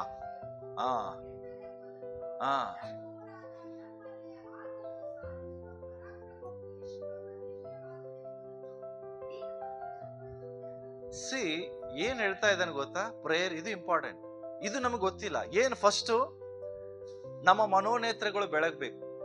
ನಿಮ್ಮ ನಿಜವಾಗಿ ಹೇಳ್ತೇನೆ ನೋಡ್ರಿ, ನಿಮ್ಮ ಕಣ್ಣುಗಳು, ಆತ್ಮಿಕ ಕಣ್ಣು ಕಿವಿಗಳು ತೆರೆಯಲ್ಪಡಬೇಕು. ಯಾಕೆ ಗೊತ್ತಾ? ಯಾವಾಗ ಅದು ಬೆಳಗ್ತದೆ ಆವಾಗ ಗೊತ್ತಾಗ್ತದೆ ಆತನನ್ನ ಕರೆಸಿಕೊಂಡವರ ನಿಮ್ಮ ಪದವಿ ಏನು. ನಿಮ್ಮನ್ನು ಕೇಳ್ತಾರೆ, ಹೂ ಆರ್ ಯು? ನೀವೇನ್ ಹೇಳ್ತೀರಿ? ಯಾರು ನೀನು? ನಾನ್ ನಿಮ್ಗೆ ಕೇಳ್ತೇನೆ ಪ್ರಶ್ನೆ, ಹೂ ಆರ್ ಯು? ನೀನ್ ಯಾರಂತ ಜನ ನೀವು ಕೇಳ್ತಾರೆ, ಏನ್ ಹೇಳ್ತೀರಿ? ನೀನ್ ಭೂಲೋಕದಲ್ಲಿ ಏನ್ ಕೆಲಸ ಮಾಡ್ತಾ ಇದ್ದೀ ಇದು ಹೇಳ್ತಾರೆ. But who are you? ನಿಜವಾಗಿ ನೀನ್ ಯಾರು? ಯಾರು ನೀವು? ನಿಮಗೆ ಗೊತ್ತಿಲ್ಲ ಯಾರು ನೀವು? ಯೇಸುವಿನವರ ಅಷ್ಟೇ. ಯಾರು? ಪರಲೋಕದವ್ರು. ಮತ್ತೆ ಹಂಗ ಹೇಳ್ತೀರಾ ನಾನು ಪರಲೋಕದವರು? ನಿಮ್ಮ ಪರಿಚಯ ನೀವೇ ಹೇಳ್ಕೊಡ್ರಿ, ನೀವ್ ಯಾರು? ಇಲ್ಲೇನ್ ಹೇಳ್ತಾ ಇದ್ದಾರೆ? ದೇವ ಜನರು, ಆತನಿಂದ ಕರೆಸಿಕೊಂಡವರು ನಿರೀಕ್ಷಿಸುವ ಪದವಿ ಎಂತದೆಂಬುದು ನಿಮಗೆ ಗೊತ್ತಾ? ನೀವ್ ಯಾರು? You are the ambassadors of Christ. ಕ್ರಿಸ್ತನ ರಾಯಭಾರಿಗಳು. ಈ ಲೋಕದಲ್ಲಿ ನೀವೇನಾಗಿದ್ರಿ ಗೊತ್ತಾ? ಕ್ರಿಸ್ತನ ರಾಯಭಾರಿಗಳು. ನಮ್ಮ ಇಂಡಿಯನ್ ರಾಯಭಾರಿ ಎಲ್ಲಿರ್ತಾರೆ? ಬೇರೆ ದೇಶದಲ್ಲಿ ಇರ್ತಾನೆ. ಯಾಕೆ? ಇಂಡಿಯಾವನ್ನ ಜನರಿಗೆ ತೋರಿಸುವುದಕ್ಕಾಗಿ. ಅವ ಹೋದ್ರೆ ಸಾಕು, ಇಂಡಿಯಾನೇ ಹೋದಂಗೆ. ಅರ್ಥ ಆಯ್ತಾ? ಅಮೆರಿಕದಲ್ಲಿ ಕ್ರಿಸ್ತನ ಭಾರತ ದೇಶದ ರಾಯಭಾರಿ ಇರ್ತಾನೆ, ಕ್ರಿಸ್ತನ ರಾಯಭಾರಿ ಆಫೀಸ್ ಇರ್ತದೆ. ಅಂದ್ರೆ ಏನು? ಅವ ಇದ್ರೆ ನಮ್ಮ ದೇಶದಲ್ಲಿ ಇದ್ದಂಗೆ. ಭೂಲೋಕದಲ್ಲಿ ನೀವು ಕ್ರಿಸ್ತನ ರಾಯಭಾರಿಗಳಾಗಿದ್ದೀರಿ. ನೀವು ಎಲ್ಲಿ ಇರ್ತೀರಿ ಅಲ್ಲಿ ಕ್ರಿಸ್ತನ ಇದ್ದಂಗೆ. ಯಾಜಕ ವರ್ಗದವರು, ಸ್ವಕೀಯ ಪ್ರಜೆಗಳು, ದೇವರಾದುಕೊಂಡ ಜನಾಂಗವು ನೀವು ಆಗಿದ್ದೀರಿ. ನಿಮ್ಮನ್ನ ಕತ್ತಲೆ ಒಳಗಡೆಯಿಂದ ಕರೆದು, ಅಲ್ಲಿದೆ ನೋಡ್ರಿ 1 ಪೇತ್ರ 2:9. ಯಾಕೆ ಅದನ್ನ ಹಾಕಿದೀನಿ? ಸುಮ್ನೆ ಹಾಕಿಲ್ರಿ. ನೀವ್ಯಾರು ಇಲ್ಲಿದೆ ನೋಡ್ರಿ, ನಿಮ್ಮ ಪರಿಚಯ ಅಲ್ಲಿದೆ. ನೀವಾದರೂ ಯಾರು? ನೀವಾದರೂ ಯಾರು? ಕತ್ತಲೆ ಒಳಗಡೆಯಿಂದ ತನ್ನ ಆಶ್ಚರ್ಯಕರವಾದ ಬೆಳಕಿನಲ್ಲಿ ಸೇರಿಸಿದಾತನ ಗುಣಾತಿಶಯಗಳನ್ನ ಪ್ರಚಾರಪಡಿಸುವಂತ ದೇವರಾದುಕೊಂಡ ಜನಾಂಗ, ರಾಜವಂಶಸ್ಥರು, ಸ್ವಕೀಯ ಪ್ರಜೆಗಳು. ಹಲ್ಲೆಲೂಯಾ. ನೀವು, ಇದು ನಿಮ್ ಪರಿಚಯ. ನಿಮ್ ಪರಿಚಯ ಏನು? ಇದು. ನೀವು ಈ ಭೂಲೋಕದಲ್ಲಿ ಸುಮ್ಮನೆ ಹೊಟ್ಟೆಪಾಡಿಗಾಗಿ ಮಾಡೋದು, ಅದು ನಿಮ್ಮ ಶಾಶ್ವತ ಕೆಲಸ ಅಲ್ಲ. ನಿಮ್ಮ ನಿಜವಾದ ಕೆಲಸ ಶಾಶ್ವತವಾದದ್ದು. ಅದು ರಾಜವಂಶಸ್ಥರು. ರಾಜವಂಶಸ್ಥರು. ಇದನ್ನ ನಿಮಗೆ ತಿಳ್ಕೊಳ್ಳಿ ಅಂತ ಪ್ರೇಯರ್ ಮಾಡ್ತಾ ಇದ್ದಾನೆ. ಯಾರು? ಪೌಲ. ನಿಮ್ಮ ಪದವಿ ಏನ್ ಗೊತ್ತಾ? ತಿಳ್ಕೊಳ್ರಿ. ನೆಕ್ಸ್ಟ್ ಹೇಳ್ತಾ ಇದ್ದೇನೆ, ಪದವಿ ಎಂತದೆಂಬುದು ದೇವ ಜನರೆಂಬ ಆತನ ಸ್ವಾಸ್ಥ್ಯದ ಮಹಿಮಾತಿಶ ಎಂತದ್ದು. ಕರ್ತನ ಮಹಿಮೆ ಏನಂತ ನಿಮಗೆ ಗೊತ್ತಿಲ್ಲ, ಅದನ್ನ ತಿಳ್ಕೊಳ್ಳೋದಕ್ಕಾಗಿ ಪ್ರೇಯರ್ ಮಾಡ್ಕೊಡ್ರಿ. 3ನೇದು ಹೇಳ್ತಾ ಇದ್ದೇನೆ, ನಂಬುವರಾದ ನಮ್ಮಲ್ಲಿ. ಹಲೋ, ಎಷ್ಟು ಜನ ನಂಬ್ತೀರಿ ಯೇಸು ಸ್ವಾಮಿನ? ನಂಬ್ತೀರಾ? ಇದು ನಿಮ್ಮಲ್ಲಿ. ಇದು ಬಹಳ ಇಂಪಾರ್ಟೆಂಟ್. ನಂಬುವರಾದ, ಎಲ್ಲರೂ ಇಡ್ರಿ, ನಮ್ಮಲ್ಲಿ ಏನಿದೆ? ಆತನು ಸಾಧಿಸುವ ಪರಾಕ್ರಮ ಎಷ್ಟು ಅತಿಶಯವಾಗಿದೆ. ನಿಮಗೆ ಗೊತ್ತಾ? ಇದು ನಿಮಗೆ ಗೊತ್ತಿಲ್ಲ, ಇದು ಪೇತ್ರನ್ ಗೊತ್ತಿತ್ತು. ಅದಕ್ಕೆ ಅವನು ಹೇಳ್ತಾನೆ, ನನ್ನ ಒಳಗಡೆ ಒಂದು ಶಕ್ತಿ ಇದೆ, ಅದನ್ನ ನೀನು ಕೊಡ್ತೇನೆ, ನೀನು ಎದ್ದು ನಡೆದಾಡ್ತೀಯ. ಯಾಕೆ ಗೊತ್ತಾ? ನಮ್ಮ ಒಳಗಡೆ ಆತನು ಸಾಧಿಸುವ ಪರಾಕ್ರಮ ಇದೆ. ನಿಮ್ಮ ಒಳಗಡೆ ಒಂದು ಪವರ್ ಇದೆ. ಅದು ಬಹಳ ಚೆನ್ನಾಗಿದೆ. ಇಂಗ್ಲಿಷ್ ಬೈಬಲ್ ಹೇಳ್ತದೆ ಏನಂತ ಹೇಳಿದ್ರೆ, ಹೀಸ್ ಇನ್ಹೆರಿಟೆನ್ಸ್ ಅಂತ ಹೇಳಿದ್ರೆ, ನೀವು ನಂಬದೇ ಇರುವಂತ ಎಕ್ಸೀಡಿಂಗ್ ಪವರ್, ನಿಮ್ಮ ಜ್ಞಾನಕ್ಕೂ ಮಿಗಿಲಾಗಿರುವಂತ ಆತನ ಶಕ್ತಿ ನಿಮ್ಮ ಒಳಗಡೆ ಇದೆ ಅಂತ. ಅದು ಪರಾಕ್ರಮ. ನಿಮ್ಮ ಒಳಗಡೆ ಕಾರ್ಯ ಮಾಡ್ತಿರ್ತದೆ, ನಿಮ್ಮ ಒಳಗಡೆ ಕೆಲಸ ಮಾಡ್ತಾ ಇದೆ. ಯಾವುದು? ನಂಬುವರಾದ ನಮ್ಮಲ್ಲಿ ಆತನು ಸಾಧಿಸುವ ಪರಾಕ್ರಮ ಎಷ್ಟು ಅತಿಶಯವಾಗಿದೆ ನೀವು ತಿಳ್ಕೊಳ್ಳುವಂತೆ ನಿಮಗೆ ಜ್ಞಾನವನ್ನು ಅನುಗ್ರಹಿಸಲಿ. ದಯಮಾಡಿ ಇವತ್ತು ಎವ್ರಿ ಡೇ ಇದೊಂದು ಪ್ರೇಯರ್ ನಿಮ್ಮ ಡೈಲಿ ಪ್ರೇಯರ್ ಮಾಡಿಕೊಡ್ರಿ. ಎಫೆಸರ್ 1:18, ದೇವರೇ ನನ್ನ ಮನೋನೇತ್ರಗಳು ಬೆಳಗಿ ಸ್ವಾಮಿ, ನಾನು ಯಾರೆಂಬುದಾಗಿ ನಂಗೆ ತಿಳಿಸು ಕರ್ತನೆ. ನಾನು ಎಂತವನಾಗಿದ್ದೇನೆ ಅಂತ ನಂಗೆ ಅರ್ಥ ಮಾಡಿಸು ದೇವ್ರೆ. ಹಲೋ, ಎಲ್ಲರೂ ಇಲ್ಲೇ ಇದ್ದೀರಾ? ಮಕ್ಕಳು ಇದ್ದೀರಾ? ನಾ ಹೇಳಿದ್ದೆಲ್ಲ ಬರ್ಕೊಂಡಿದ್ದೀರಾ? ಕೇಳ್ತೇನೆ. ನೀವು ಎಲ್ಲಿದೆ? ಎಲ್ಲ ಬ್ಯಾಗ್ ಒಳಗೆ ಹಾಕಿ ಮುಚ್ಕೊಂಡು ಆರಾಮಿದ್ದಾರೆ ಮಕ್ಕಳು. ಎಲ್ಲಿದೆ? ಬರ್ದಿರಾ? ಓಕೆ. ನಿಮ್ ಮಮ್ಮಿ ಡ್ಯಾಡಿ ಕೇಳ್ತಾರೆ ನಿಮಗೆ. ಓಕೆ, ತಿಳ್ಕೊಡ್ರಿ. ನೆಕ್ಸ್ಟ್ ವಚನ ಹೇಳ್ತದೆ, 20ನೇ ವಚನ ಓದೋಣ ಎಲ್ಲರೂ. 20th verse. ನಿಮ್ ಬೈಬಲ್ ನೋಡೋದ್ರಿ ಇಲ್ಲ ಇಲ್ಲಿ ನೋಡೋದ್ರಿ? ಓದ್ರಿ.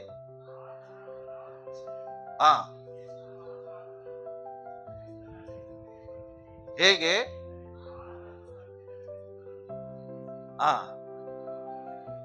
ಪರಲೋಕದ ಒಳಗಡೆ ಸಕಲ ರಾಜತ್ವ, ಅಧಿಕಾರ, ಮಹತ್ವ, ಪ್ರಭುತ್ವಾದಿಗಳ ಮೇಲೆ ಅಷ್ಟೇ ಅಲ್ಲ, ಈ ಲೋಕದಲ್ಲಿ ಮಾತ್ರವಲ್ಲದೆ ಬರುವ ಲೋಕದಲ್ಲಿ ಸಹ ಹೆಸರುಗೊಂಡವರ ಮೇಲೆಯೂ ತನ್ನ ಬಲಗಡೆಯಲ್ಲಿ ಕೂಡಿಸಿ. ಯೇಸು ಯಾರ ಮೇಲಿದಾನ ಗೊತ್ತಾ?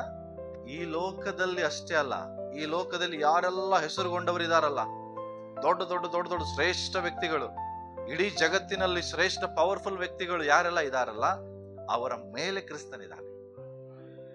ಈ ಲೋಕದಷ್ಟೇ ಅಲ್ಲ, ಬರುವ ಲೋಕದಲ್ಲಿ ಎಲ್ಲ ಹೆಸರುಗಳ ಮೇಲೆ ಒಂದೇ ಒಂದು ಹೆಸರು, ನಜರೇತಿನ ಯೇಸು. ಹಲ್ಲೆಲೂಯಾ. ಬಹಳ ಬ್ಯೂಟಿಫುಲ್ ಆಗಿರುವಂತ ವಾಕ್ಯ ಇದು. ಆತನು ಸಮಸ್ತವನ್ನು ಕ್ರಿಸ್ತನ ಪಾದದ ಕೆಳಗಡೆ ಹಾಕಿದ್ದಾನೆ. ಹಲ್ಲೆಲೂಯಾ. ಎಲ್ಲ ಇಡೀ ಜಗತ್ತಿನಾಗ ಏನಿದೆ ಅದೆಲ್ಲ ಎಲ್ಲಿದೆ? ಕ್ರಿಸ್ತನ ಪಾದದಲ್ಲಿದೆ. ನಿನಗೆ ಏನ್ ಬೇಕು ಅದೆಲ್ಲಿದೆ? ಕ್ರಿಸ್ತನ ಪಾದದಲ್ಲಿದೆ. ನಿನಗೆ ಅವಶ್ಯವಾದದೆಲ್ಲ ಕ್ರಿಸ್ತನ ಪಾದದಲ್ಲಿದೆ. ಆ ಕ್ರಿಸ್ತನ ನಿನ್ನ ಒಳಗಡೆ ಇದ್ದಾರೆ. ಹಲೋ, ಕ್ರಿಸ್ತನ ಪಾದದಲ್ಲಿರುವುದಕ್ಕಾಗಿ ಪ್ರಯಾಸ ಪಡ್ತಾ ಇದ್ದೇವೆ.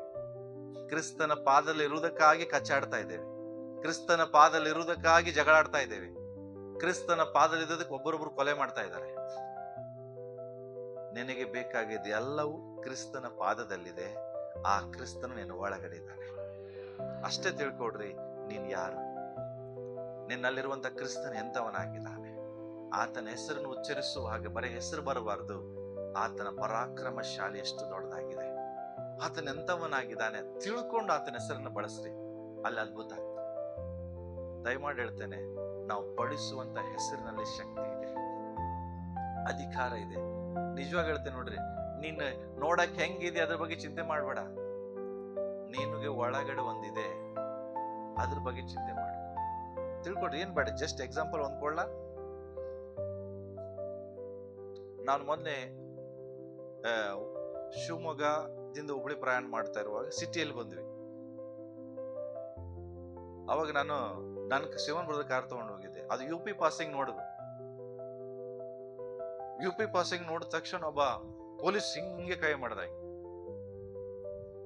ಆದ್ರೆ ಅವನು ನೋಡ್ಲಿಕ್ಕೆ ಹೆಂಗಿದ್ದ ಅಂದ್ರೆ, ಇಷ್ಟು ಬಳಲಿ ಇದ್ದ ಅಂದ್ರೆ, ಅಷ್ಟು ಸಪೂರ. ಏನ್ ನನ್ನೊಂದು ಟೈರ್ ಟಚ್ ಮಾಡಿದ್ರೆ ಹಾರೋಗ್ಬಿಡ್ತಾನೆ, ನಾನು ಹಂಗಿದ್ದ ಅವನು. ಆದ್ರೆ ಅವ್ನ ಕೈ ಮಾಡಿದ ತಕ್ಷಣ ನನ್ನ ಕಾರ್ ನಿಂತ್ಕೊಂತು. ಯಾಕೆ ಇವತ್ತ ಅವ ಹಾಕೊಂಡಂತ ಡ್ರೆಸ್ ಏನಿತ್ತು, ಅವನಲ್ಲಿ ಏನು ಪವರ್ ಇಲ್ಲ. ಅರ್ಥ ಮಾಡ್ಕೊಳ್ರಿ, ನನ್ ಟೈರ್ ಟಚ್ ಆದ್ರೆ ಹಾರೋಗ್ಬಿಡ್ತಾನ ಅವನು. ಆದ್ರೆ ಅವ್ನು ಹಾಕೊಂಡಂತ ಯೂನಿಫಾರ್ಮ್ ಅಲ್ಲಿ ಏನಿದೆ, ಪವರ್ ಇದೆ. ಆ ಪವರ್ ಇಂದ ಹಿಂಗ್ ಮಾಡಿದ್ರೆ ಸಾಕು, ಎಂತ ದೊಡ್ಡ ಕಾರುಗಳು ಬಂದ್ರು ಏನಾಗ್ತವೆ, ಅವನನ್ನ ಹಾಸ್ಕೊಂಡು ಹೋಗುದಿಲ್ಲ. ಯಾಕೆ? ಶಕ್ತಿ ಅವನಲ್ಲಿಲ್ಲ, ಅವನು ಹಾಕೊಂಡಂತ ಬಟ್ಟೆಯಲ್ಲಿ. ಸೇಮ್ ನಿನ್ನ ಒಳಗಡೆ ಯಾರಿದ್ದಾರೆ, ಆ ಯೂನಿಫಾರ್ಮ್ ಗಿಂತ ದೊಡ್ಡ ಶಕ್ತಿ ನಿನ್ನ ಒಳಗಡೆ ಇದೆ, ನಿನ್ನಲ್ಲಿಲ್ಲ. ನೀನ್ ಜಸ್ಟ್ ಹಂಗೆ ಕೈ ಮಾಡಿ ಸಾಕು, ನಿನ್ನ ಒಳಗಡೆ ಯಾರಿದಂತ ತಿಳ್ಕೊಂಡು. ಅವ್ನಿಗೆ ಯಾಕಷ್ಟು ಧೈರ್ಯವಾಗಿ ಕೈ ಮಾಡ್ತದೇನೆ ಹೇಳ್ರಿ? ಅವನ್ ಗೊತ್ತು ನಾನು ಹಾಕೊಂಡ ಯೂನಿಫಾರ್ಮ್ ಗತ್ತೇನಂತ. ಅದೇ ನಮ್ಮಂಗೆ ಫಾರ್ಮಲ್ ಡ್ರೆಸ್ ಹಾಕೊಂಡು ಹಿಂಗ್ ನಿಂತ್ಕೊಂಡ್ರೆ ಹಾರಿಸ್ಕೊಂಡು ಹೋಗ್ಬಿಡ್ತಿದ್ರು ಅವನ್ನ. ನಾವು ನಿಲ್ಲಿಸ್ತಿರಲಿಲ್ಲ, ಹಾರಿಸ್ಕೊಂಡು ಹೋಗ್ತಿದ್ರು. ಅವ್ನು ನಿಲ್ಸಿದ್ ಹಿಂಗ್ ಮಾಡ್ದ, ನಾವೆಲ್ಲ ಸೀಟ್ ಬೆಲ್ಟ್ ಹಾಕೊಂಡು ನೋಡಿ ಆಯ್ತು ಸರ್ ಹೋಗ್ರಿ ಅಂತ. ಬಟ್ ಅವನ ಕೈ ಮಾಡುವಾಗ ಏನಿದೆ, ಅವನಿಗೂ ಗೊತ್ತಿದೆ. ಅದಕ್ಕಾಗಿ ಅವ್ರ ಗತ್ತೆ ಹೆಂಗಿರ್ತದೆ ಗೊತ್ತಾ? ಯೂನಿಫಾರ್ಮ್ ಹಾಕೊಂಡಾಗ ಅವ್ರ ಭಾಷೆನೇ ಬೇರೆ, ಅವ್ರ ಒಳಗಡೆ ಏನಿರುದಿಲ್ಲ. ಅವ್ರಿಗೆ ಗೊತ್ತಿದೆ ನಾನು ಕೈ ಮಾಡಿ ನಿಲ್ತಾರೆ ಇವ್ರಂತ. ಒಬ್ಬ ಸಾಮಾನ್ಯ ಯೂನಿಫಾರ್ಮ್ ಹಾಕೊಂಡು ಅವನಿಗೆ ಇಷ್ಟು ಶಕ್ತಿ ಇದೆ ರೀ, ಹೌದಾ? ಇಡೀ ಸೃಷ್ಟಿಕರ್ತನನ್ನೇ ನಮ್ಮ ಒಳಗಡೆ ಧರಿಸ್ಕೊಂಡೇವಿ ನಾವು. ನಾನ್ ಹೇಳಿ, ನಿಮ್ಗೆ ನಿಜವಾಗಿ ನಂಬಿಕೆ ಇದ್ರೆ, ಯೇಸು ಹೇಳಿದ್ರಲ್ಲ, ಬೆಟ್ಟ ಕಿತ್ಕೊಂಡು, ಬೆಟ್ಟ ಅಲ್ಲ ಸಮುದ್ರ ಸಹ ನಿನ್ ಮಾತು ಕೇಳ್ತದೆ. ಯಾವಾಗ ನಿನಗೆ ಸತ್ಯ ಗೊತ್ತಾದಾಗ, ಸೃಷ್ಟಿಕರ್ತ ನಿನ್ನ ಒಳಗಡಿದ್ರೆ ಸೃಷ್ಟಿಕರ್ತನ ಮಾತು ಸಮುದ್ರ ಕೇಳೋದಿಲ್ವಾ? ಸತ್ಯ ತಿಳ್ಕೊಳ್ರಿ, ಸತ್ಯ ನಿಮ್ಮನ್ನ ಬಿಡುಗಡೆ ಮಾಡ್ತದೆ. ಅರ್ಥ ಆಯ್ತಾ? ದೇವರು ನಿಮ್ಮನ್ನ ಆಶೀರ್ವದಿಸಲಿ.